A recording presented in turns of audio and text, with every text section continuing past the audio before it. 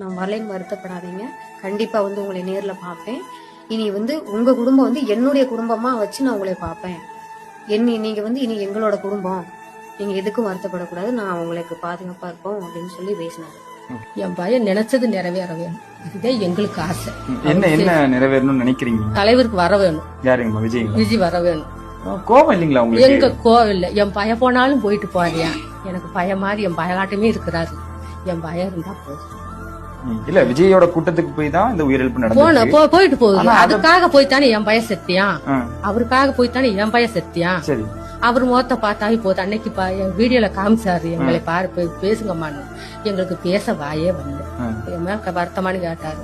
எங்களுக்கு வருத்தம் எல்லாம் உங்க மேல வருத்தமே கிடையாது. இங்க ஜெயிக்கணும், நீங்க நல்லா வர வேணும் அப்படின்னு சொன்னாரு. என் பையன் இந்த இடத்துல நான் அவரை நினைச்சிட்டு இருக்கிறேன். நான் அவர் நல்லா ஜெயிச்சு மக்களுக்கு நல்லா செய்யட்டும்.